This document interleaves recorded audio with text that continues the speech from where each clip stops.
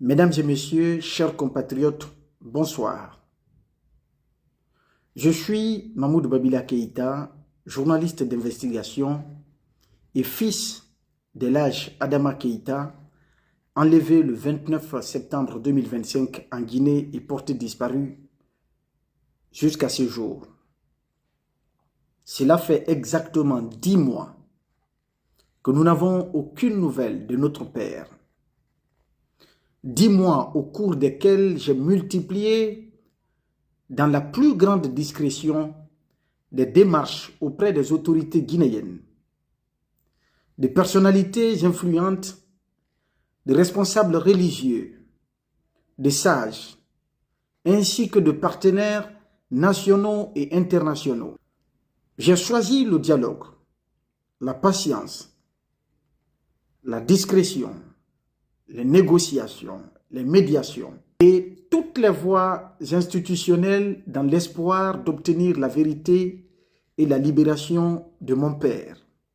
Face au silence persistant et à l'absence de réponse, j'ai décidé de rendre cette parole publique. Ce manifeste est un appel à la justice, à la dignité et à la conscience de chacun des Guinéens. Il est intitulé « Rendez-moi mon père, manifeste pour la justice, la dignité et l'humanité ».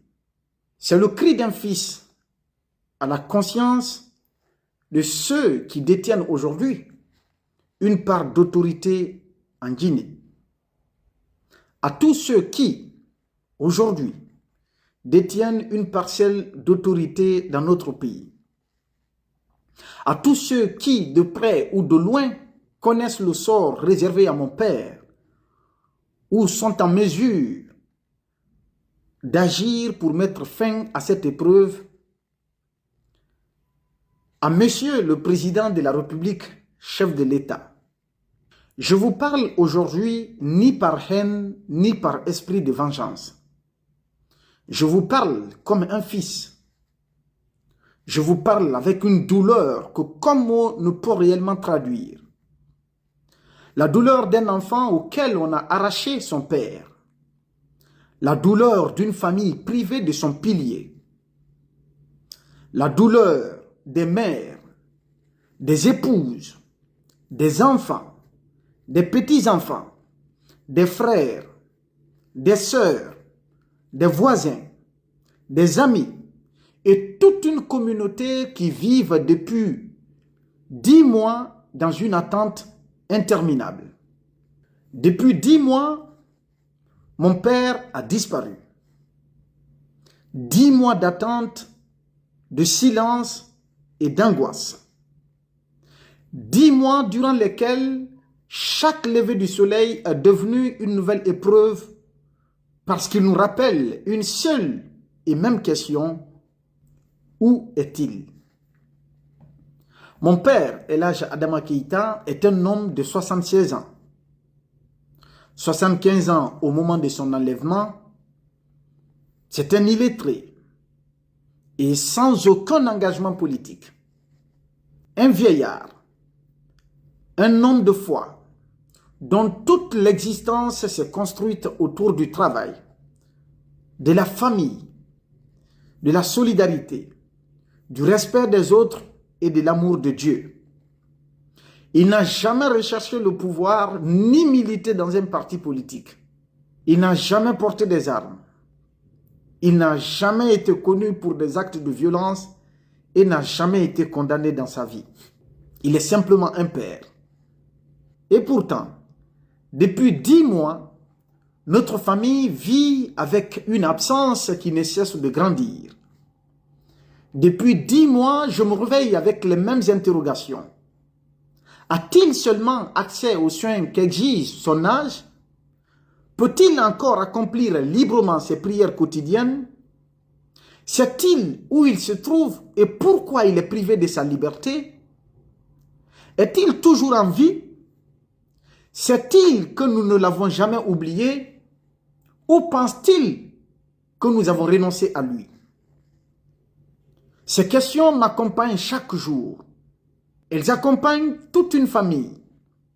Elles accompagnent tous ceux et toutes celles qui l'ont connu comme un homme discret, généreux et profondément attaché aux valeurs qui fondent notre société.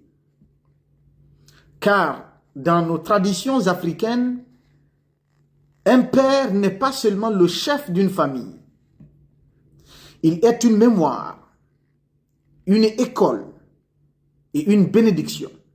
Il est celui qui transmet la parole, les valeurs, les repères et la dignité. Lorsqu'un père disparaît, ce n'est pas seulement une personne qui manque, c'est un équilibre qui vacille. C'est toute une famille qui perd son repère. Moi, je suis journaliste d'investigation.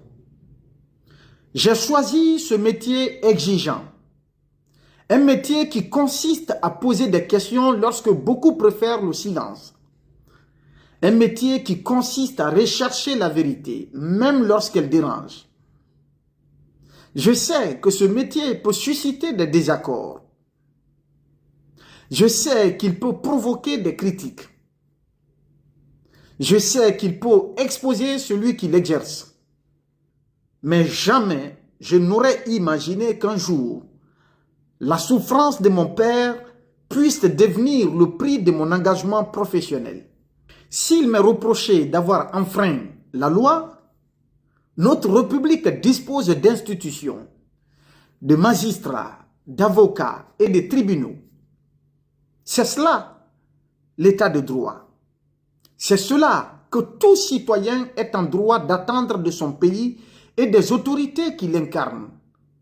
Car dans une république, chacun répond de ses propres actes. Aucun père ne devrait répondre à la place de son fils. Aucune famille ne devrait être condamnée à vivre dans une telle souffrance. Aucun vieillard ne devrait devenir, quel que soit le contexte, le symbole d'une situation qui le dépasse. Je ne vous demande pas aujourd'hui de partager mes opinions. Je ne vous demande pas d'approuver mon travail. Je ne vous demande même pas de me donner raison. Je vous demande simplement de regarder cette situation avec vos yeux d'homme. Avant d'être des responsables publics, des officiers, des magistrats, des administrateurs ou des détenteurs d'une parcelle de pouvoir, vous êtes des fils et des filles. Beaucoup d'entre vous sont des pères et des mères. Beaucoup d'entre vous connaissent la valeur d'une famille. Beaucoup d'entre vous savent ce que représente un père dans notre culture. C'est donc à cette part d'humanité que je m'adresse aujourd'hui parce que je refuse de croire que le pouvoir puisse faire disparaître définitivement la conscience. Parce que je refuse de croire que l'exercice de l'autorité puisse conduire un homme à oublier ce qu'il doit à ses propres parents.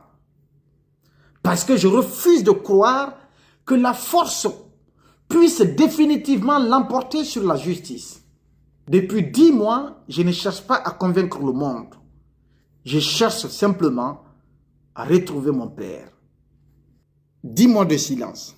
Pourquoi je me suis tu? Pendant 10 mois, beaucoup se sont interrogés sur mon silence. D'autres y ont vu un renoncement.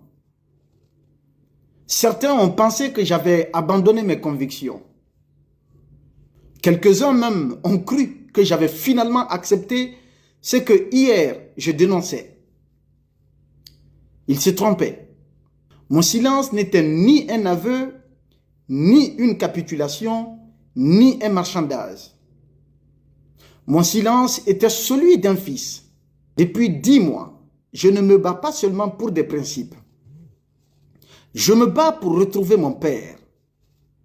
Ce que beaucoup ignorent, c'est qu'avant de prendre la parole publiquement, j'ai choisi une autre voie, celle du dialogue, des négociations, de la discrétion et de la patience. Cette voie que m'ont enseigné mon père et les anciens de notre pays. J'ai écrit presque à tous ceux et toutes celles qui ont un pouvoir de décision ou d'influence. J'ai appelé presque toutes les voix qui portent haut et fort dans notre pays. J'ai envoyé des messages à tous les niveaux. J'ai sollicité des médiations. J'ai accepté que des négociateurs interviennent. J'ai joint directement ou indirectement des personnalités civiles, militaires, religieuses, traditionnelles et des personnes proches des plus hautes autorités de notre pays. Je leur ai parlé non comme un journaliste, mais comme un fils. Je ne demandais ni privilège ni faveur. Je demandais seulement qu'un vieil homme innocent retrouve sa famille. Beaucoup de mes messages ont été reçus ou transmis. Beaucoup de mes appels sont restés sans réponse. Pourtant, je n'ai jamais cessé d'espérer parce que je continuais de croire qu'au sein de notre État, il existait encore des femmes et des hommes capables de faire triompher l'humanité sur toute autre considération. Au fil de ces échanges, j'ai compris une chose. Mon père n'était plus seulement mon père. Il était devenu le symbole d'un choix qui ne lui appartenait pas. Et cette pensée m'a brisé, car aucun père ne devrait porter le poids des engagements, des opinions ou du métier de son fils. Le journaliste en moi voulait reprendre la plume et la parole. Le fils en moi demandait d'attendre. Le journaliste en moi voulait continuer à enquêter et à dénoncer. Le fils en moi espérait qu'un jour de silence supplémentaire permettrait peut-être à mon père de retrouver sa liberté. Alors j'ai choisi de me taire. J'ai suspendu mon travail. Je me suis éloigné du débat public. J'ai renoncé à publier certains travaux. J'ai mis entre parenthèses une partie de mon existence. Non par peur, non parce que j'avais changé de conviction, mais parce qu'aucune enquête, aussi importante soit-elle, ne vaut la vie ou la dignité d'un père innocent. Je l'ai fait parce que je connais l'homme qui m'a élevé. Je sais ce qu'il aurait fait si nos rôles avaient été inversés. Il se serait sacrifié pour moi sans hésiter. Comment aurais-je pu faire moins pour lui? Je me suis tu par respect pour mon père. Je me suis tu par amour pour ma famille. Je me suis tu par fidélité à l'éducation que j'ai reçue. Je me suis tu parce que des sages de Nzérékoré, de Babila et d'autres contrées de la Guinée, mais aussi des responsables communautaires, des anciens et des personnes que je respecte profondément, m'ont demandé de privilégier la patience. Ils m'ont rappelé qu'en Afrique, la sagesse ne consiste pas seulement à parler avec courage, mais à savoir attendre lorsqu'on espère encore préserver une vie. Je les ai écoutés. Je n'ai jamais regretté de les avoir écoutés. Car un homme qui ne respecte plus les anciens finit souvent par ne plus respecter personne. Mais aujourd'hui, après 10 mois d'attente, des questions me hantent. Combien de temps un fils doit-il continuer à se taire pendant que son père demeure séparé des siens? Combien de temps une famille doit-elle vivre dans l'incertitude? À partir de quel moment le silence cesse-t-il d'être une preuve de sagesse pour devenir une forme d'abandon? Et quel prix devrais-je payer en plus de mon silence pour que mon père retrouve sa famille? Quelles que soient les conditions, je refuse d'abandonner mon père. Mon éducation me l'interdit. Ma conscience, ma foi et l'amour que je porte pour lui l'interdisent aussi. C'est pourquoi je prends la parole aujourd'hui, non pour alimenter la haine ou humilier qui que ce soit, mais parce qu'il arrive un moment où le silence, lorsqu'il ne produit ni vérité, ni soulagement, cesse d'être une vertu. Il devient une souffrance supplémentaire. Depuis 10 mois, je ne cherche pas à convaincre le monde, je cherche simplement à retrouver mon père. L'état de droit à l'épreuve des consciences. Monsieur le Président, Mesdames et Messieurs qui exercez aujourd'hui une part d'autorité dans notre pays, je vous parle avec le respect dû aux institutions de la République. Je ne confonds pas les femmes et les hommes qui servent l'État avec l'idée même de l'État. Je refuse de croire que notre République puisse se résumer à la peur. Je refuse de croire que les valeurs pour lesquelles tant de Guinéens ont espéré puissent disparaître dans le silence. Le 5 septembre 2021, notre pays s'est réveillé avec de nouvelles promesses. Les mots qui revenaient dans tous les discours étaient porteurs d'espérance. Justice, état de droit, refondation, rassemblement, respect de la dignité humaine, lutte contre l'injustice, etc.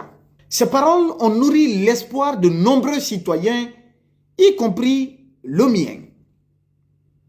Comme beaucoup de Guinéens, j'ai voulu croire que notre pays allait entrer dans une nouvelle ère où les institutions primeraient sur l'arbitraire, où le droit remplacerait la peur et chaque citoyen, quelle que soit son opinion, bénéficierait des mêmes garanties.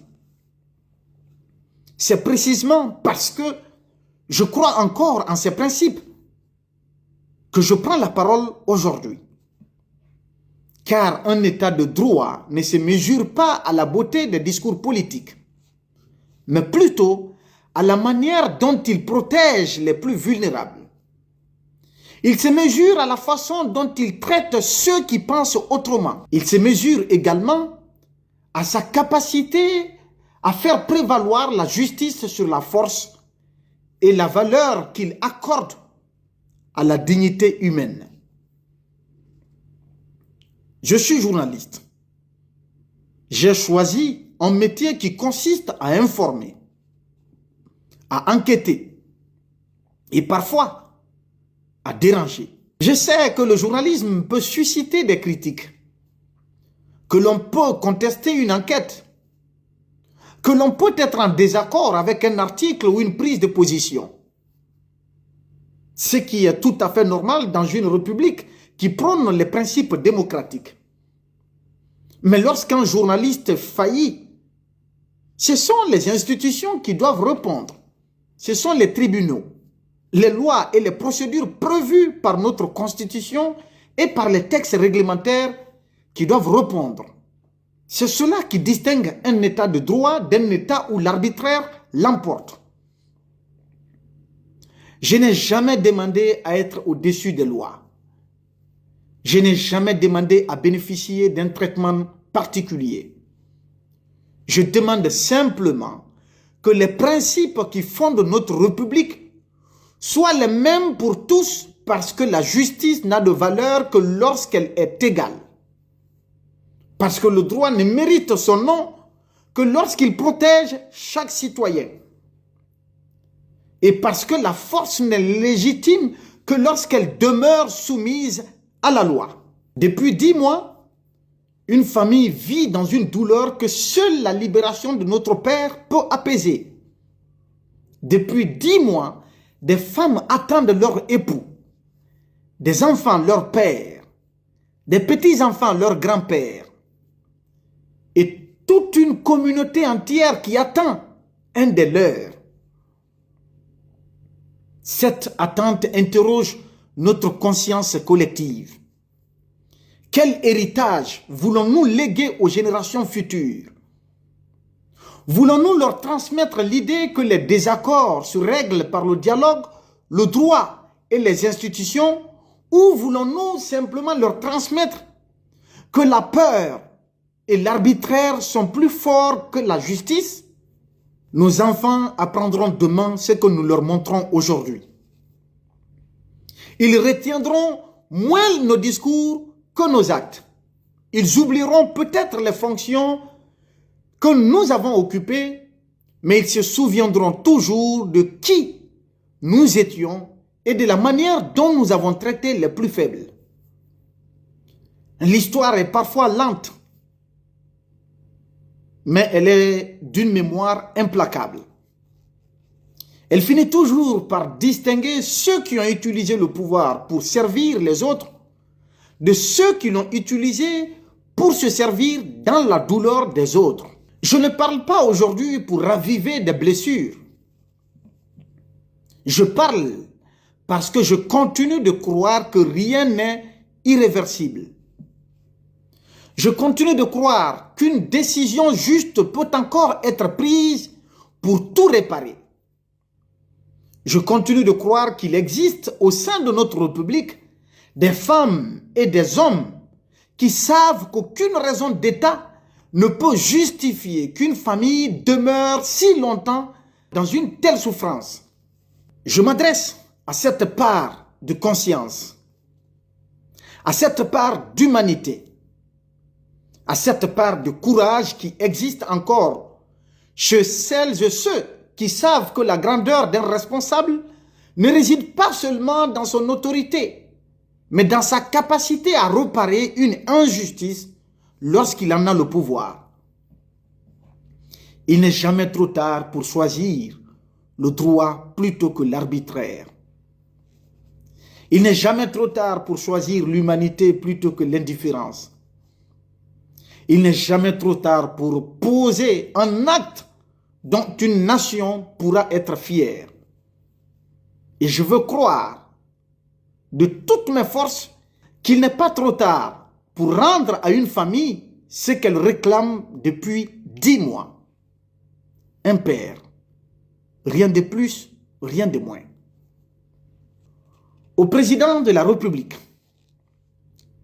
un appel d'homme à homme. Monsieur le Président, cette partie de mon plaidoyer vous est personnellement adressée. Non parce que je vous considère comme mon adversaire, mais parce qu'en votre qualité de chef de l'État, vous incarnez la plus haute autorité de la République. Dans toute nation organisée, les plus grandes responsabilités s'accompagnent des plus grands devoirs. Le pouvoir n'est pas seulement un privilège. C'est d'abord une charge, une responsabilité, une mission confiée pour un temps au service d'un peuple. Je ne vous parle pas pour rouvrir les blessures de notre pays, ni pour alimenter les divisions. Je vous parle parce que je refuse de croire que la République puisse rester indifférente à la souffrance des familles qui traversent la même épreuve que la mienne pendant si longtemps. Depuis 10 mois, nous vivons dans une seule attente, connaître le sort de notre Père et le retrouver. Depuis 10 mois, j'ai choisi la patience au lieu de la confrontation, le dialogue au lieu du bruit, la discrétion au lieu de la dénonciation publique. Je n'ai jamais commencé par écrire ce plaidoyer. J'ai commencé par frapper à des portes, solliciter des femmes et des hommes qui, pensais-je, pouvaient contribuer à une issue humaine à cette situation. J'ai multiplié les démarches. J'ai engagé des médiations. J'ai attendu encore et encore parce que je croyais qu'une solution pouvait être trouvée dans le respect, la sagesse et le dialogue. Je ne regrette pas d'avoir choisi cette voie, car c'est ainsi que mon père m'a élevé. Il m'a appris qu'avant de condamner, il fallait écouter, qu'avant de rompre le dialogue, il fallait tout tenter pour le préserver, qu'avant d'élever la voix, il fallait laisser une chance à la raison. Aujourd'hui encore, je reste fidèle à cette éducation. C'est précisément pour cela que je m'adresse à vous, Monsieur le Président. Votre parcours est connu de tous. Comme beaucoup de Guinéens, vous avez connu les incertitudes de la vie. Vous savez que le destin d'un homme peut changer en une seule journée. Vous savez qu'aucune situation n'est définitivement acquise. La vie enseigne une grande leçon d'humilité. Elle élève parfois ceux que personne n'attendait. Elle éprouve aussi parfois ceux qui semblaient les plus forts. Elle rappelle surtout que rien de ce que nous possédons ici-bas n'est éternel. Ni les fonctions, ni les honneurs, ni les responsabilités, ni le pouvoir. Ce qui demeure en revanche, c'est le souvenir que nous laissons derrière nous pour l'honneur de nos enfants, de notre famille et pour tout le peuple de Guinée. Un chef d'État n'est pas seulement jugé sur les infrastructures qu'il construit. Il est aussi jugé sur la manière dont il traite les citoyens, particulièrement les plus faibles. Il est jugé sur sa capacité à écouter lorsque des citoyens souffrent. Il est jugé sur les injustices qu'il choisit de réparer. Et il est jugé sur le courage qu'il a de prendre une décision juste, même lorsqu'elle est difficile. L'histoire est exigeante. Elle pardonne parfois les erreurs, mais elle pardonne rarement l'indifférence. Les générations futures liront les discours, mais elles regarderont surtout les actes. Elles demanderont ce que chacun a fait lorsque des familles demandaient justice. Elles demanderont si le pouvoir a été exercé avec force seulement ou aussi avec sagesse.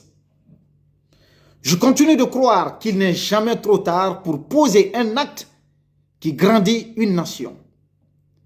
Il n'est jamais trop tard pour montrer que la justice n'est pas seulement un principe inscrit dans les discours, mais une valeur qui inspire les décisions. Monsieur le Président, je ne viens pas vous demander d'effacer nos divergences. Je ne viens pas vous demander d'approuver mon travail de journaliste. Je ne viens pas vous demander de partager mes analyses. Je viens vous demander une seule chose.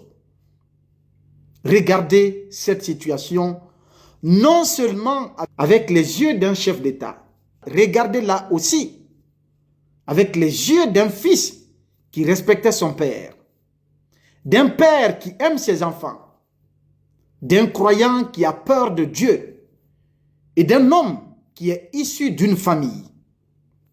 Demandez-vous, en votre âme et conscience, quelle décision vous souhaiteriez voir prise si un jour une telle épreuve vous frappait.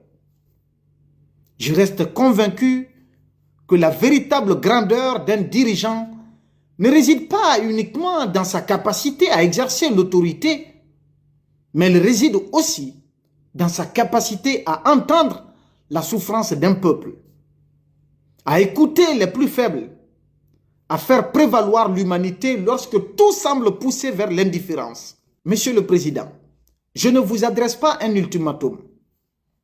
Je vous adresse un appel. Un appel à votre conscience. Un appel à votre sens de l'État. Un appel à votre responsabilité devant le peuple de Guinée. Et un appel à votre responsabilité devant Dieu le Tout-Puissant. Encore une fois, Je ne vous demande aucun privilège ni aucune faveur. Je vous demande un acte de justice, de courage et d'humanité. Il est en votre pouvoir de mettre un terme à cette souffrance. Alors, faites-le. Non pour moi, non pour vous, mais pour l'idée que nous nous faisons encore de la justice dans notre pays, la Guinée, pour l'honneur de notre République et pour que demain, lorsque nos enfants parleront de notre époque, que nous puissions leur regarder en face et leur dire en toute sincérité que nous avions fait ce qui était juste sans le moindre regret. Voilà 10 mois que je ne cherche pas à convaincre le monde. Je cherche simplement à retrouver mon père. La justice des hommes, la justice de Dieu et le jugement de l'histoire. Au terme de cette prise de parole, je ne ressens ni la satisfaction d'avoir tout dit, ni le soulagement que procure parfois une parole longtemps retenue. Je ressens seulement le poids d'une absence. Le vide laissé par un père qui manque à sa famille et l'espérance qui refuse de mourir. J'aurais préféré ne jamais avoir à écrire ces mots. J'aurais préféré consacrer mon temps à mes enquêtes, à mes reportages, à raconter les histoires des autres plutôt qu'à raconter la douleur de ma famille. Mais certaines circonstances imposent à un journaliste de déposer sa plume d'enquêteur pour prendre celle d'un fils. Aujourd'hui, ce n'est pas le journaliste qui vous parle, c'est l'enfant devenu adulte grâce aux valeurs transmises par son père. C'est un fils qui refuse que le silence impose l'oubli. Je n'ai jamais pensé qu'une nation se construisait contre ses citoyens. Je crois au contraire qu'elle se construit avec eux par l'écoute, par le dialogue, par la justice et par le respect de la dignité de chacun. Les nations les plus fortes ne sont pas celles qui ne commettent jamais d'erreur. Ce sont celles qui savent reconnaître les citoyens victimes d'injustice, entendre un appel de détresse et choisir ce qui est juste lorsqu'il est encore temps. La grandeur d'un État ne réside pas uniquement dans la force de ses institutions. Elle réside aussi dans la manière dont elles répondent à la détresse humaine. Je n'ai jamais demandé que l'on fasse de moi une exception. Je demande simplement que chaque vie humaine soit regardée avec la même valeur, que chaque vie soit traitée avec dignité, car la dignité n'a ni d'opinion politique, ni origine et ni profession. Elle appartient à chacun des êtres humains. À ceux qui regarderont cette vidéo dans quelques semaines, quelques années ou plusieurs décennies, je voudrais laisser quelques questions pour vous. Que vaut un pouvoir s'il perd de vue l'être humain? Que vaut une victoire si elle laisse derrière elle des familles brisées? Que vaut une république si les citoyens n'osent plus croire que la justice peut encore les protéger? L'histoire est un juge silencieux. Elle n'interrompt personne. Elle ne débat pas. Elle observe. Puis, elle écrit. Et ce qu'elle écrit finit souvent par survivre à tous ceux qui croyaient écrire l'histoire eux-mêmes. Nos noms disparaîtront. Nos fonctions disparaîtront. Nos richesses disparaîtront. Nos honneurs disparaîtront. Mais nos actes, eux, continueront de parler. Ils parleront à nos enfants et à nos petits-enfants. Ils parleront devant le peuple Et pour ceux qui croient, ils parleront également devant Dieu, l'Éternel des cieux. Je demeure convaincu que la justice humaine peut encore répondre à cette attente. Et si elle tarde à venir, je garde la certitude qu'il existe une justice qui ne connaît ni prescription, ni influence, ni oubli. Cette conviction ne nourrit ni la colère, ni le désir de vengeance. Elle nourrit simplement mon espérance. À toutes celles et tous ceux qui ont prié pour ma famille, qui nous ont témoigné leur solidarité, qui nous ont soutenus par un mot, une présence ou un silence respectueux, je vous adresse ma profonde gratitude. Votre compassion nous a aidés à tenir lorsque le découragement semblait vouloir l'emporter. Enfin, je voudrais revenir à celui qui est au cœur de cette prise de parole. Mon père, El Hadj Adama Keïta. Un homme dont la plus grande richesse n'a jamais été le pouvoir, ni l'argent, mais sa famille, sa dignité, sa foi, sa simplicité, son amour pour les autres et surtout son soutien aux personnes vulnérables. C'est au nom de cet homme que je prends la parole aujourd'hui pour lancer un appel que toutes les consciences peuvent entendre. Un appel à la justice, un appel à l'humanité, un appel à la vérité. Je continuerai à espérer, je continuerai à croire en la justice, je continuerai à croire que l'humanité peut encore l'emporter sur l'indifférence. Et tant que cette espérance vivra en moi, ces trois mots continueront de porter ma voix. Rendez-moi mon père, El Hadj Adama Keïta.